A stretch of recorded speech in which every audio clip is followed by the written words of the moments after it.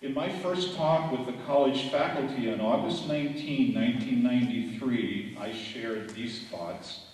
I've always looked forward to being able to quote myself. Professors like to do that. I said this in August of 1993. In just 2 days, our students will be arriving for the new school year. They will come here with varying needs and expectations, but the majority will come because they are sincerely trying to know the will of God in their lives, to determine whether or not God is indeed calling them to a life of total service in the mission of the church. They will look to us to offer them knowledge and teach them skills, but through it all, most of them will be seeking something more from us.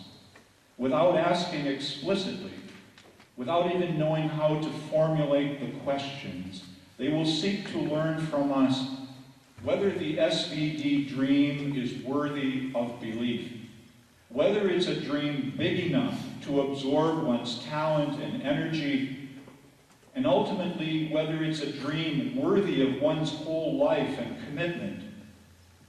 To answer their inchoate questions, they will observe our attitudes and expressions. They will scrutinize our values and beliefs.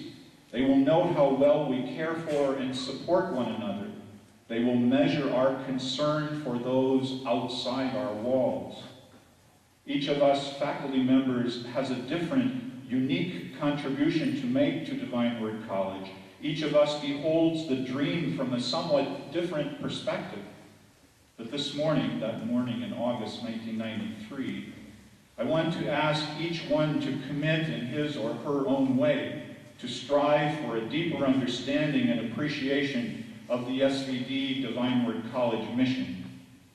I want to ask you to allow that dream to affect you personally, to influence the way you devote yourself to the task of Divine Word College. I want to ask you to commit to walk with one another in respectful and caring relationships. Within the caring environment of Divine Word College, you graduates have known teachers who have indeed supported you in your Father's house. You have known teachers who have taught you the deeper listening. You have known teachers who have inspired in you the confidence to pose questions as well. On this, your commencement day, I pray that you will experience gratitude for the gifts your teachers have given you by their good example, hard work, and personal interest in you. I pray that you may make as your own the listening attitude of Jesus, who learned to listen to the deepest cries and longings of humanity, who listened at every critical hour for the voice of his Father. Just a little more. Jesus not only listened to the teachers and elders, he also posed questions to them. He came among them, asserting himself. He engaged them, expecting answers to personally felt questions. By his simple decision to remain behind in Jerusalem without his parents knowing about it, Jesus had asserted himself. He had done something risky, unusual, even problematic, to resolve questions occupying his young mind. He asserted himself again when, in response to his mother's complaint about his disappearance, he replied with his own question, "Why are you searching for me? Did you not know that I had to be in my Father's house?" Why had they not understood his larger purposes? If Jesus was a listener, he was not cowed and sheepish about it. He was assertive and engaging. In the final moments of the story, St. Luke brings us again into a beautiful tension. He writes, "Then he, Jesus, went back down to Nazareth with them and was obedient to them." The young Jesus, intent on grasping the outlines of his call and mission, realizes that his time of preparation is not yet complete. He returns with Mary and Joseph to Nazareth and is obedient to them. Moment of great personal insight, secured for now, youthful enthusiasm tempered by loving guidance, readiness for mission tested further by caring mentors, devotion to the Father shaped further by loving parents. You won't be able to see it well in the poster, but Jesus is pulling on his belt.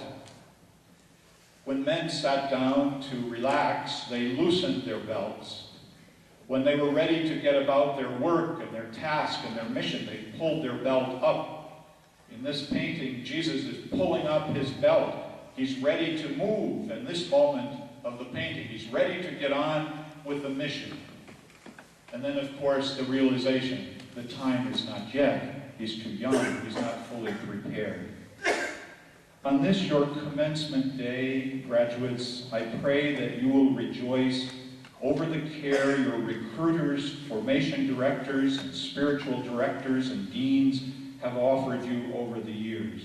I pray that, like the youthful Jesus, you will find strength and patience for further testing. It's a lifelong task, really, for all those who want to continue growing in their relationship with God and in ministry to their brothers and sisters. Our formation requires humility and patience and trust. May you always be surrounded by people who love you, who honor you with the truth, and call forth from you the very best. And we really are getting there at the end. Jesus grew up in a small village in the northern countryside of Galilee. He came from a carpenter's family. He likely had only limited formal education in the Torah. It is just short of amazing, then, to observe him interacting with the rabbis and teachers in the Jerusalem temple, a most magnificent edifice, the religious and political center of Israel. But St. Luke places Jesus precisely there in the glorious temple, rightfully there in his Father's house. This is my favorite detail of the story, is the detail of God's grace coursing through the young Jesus come to the temple from his simple village and humble parents.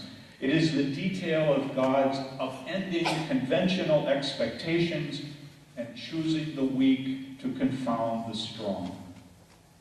In its recent history, Divine Word College has welcomed young men and women coming mostly from humble origins, sometimes from extremely challenging circumstances. We have sought to keep open wide the door to our Father's house.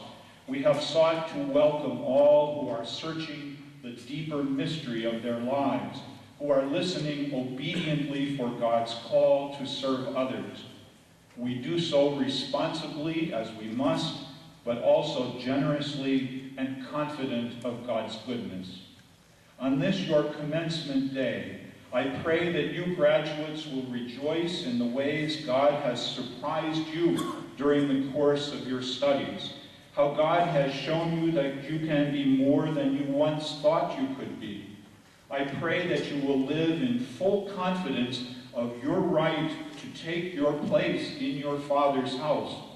I pray that you will dedicate yourselves to ensuring that all God's children will enjoy the freedom to enter the temple, to take their place in their Father's house.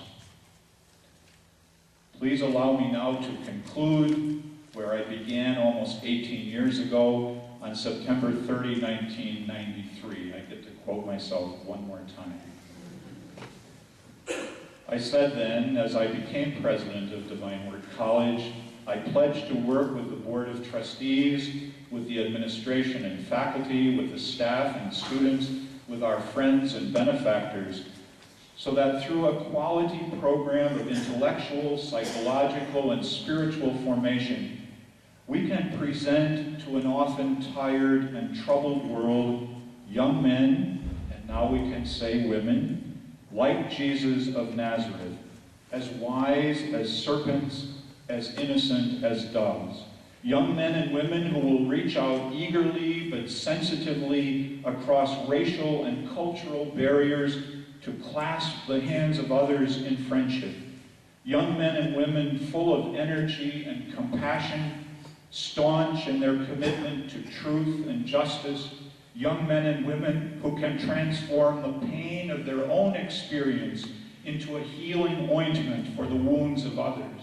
Young men and women prepared to create genuine community out of an appreciation of their own human need for belonging and acceptance, their own need to give and receive love. Young men and women who believe and understand that God waits for them, waits to reveal the face of Jesus to them in the other, in the wounded, in the forgotten, in the caring and believing community. Dear graduates, Jesus advanced in age and wisdom and grace before God and human beings, and so have you. And so today we celebrate.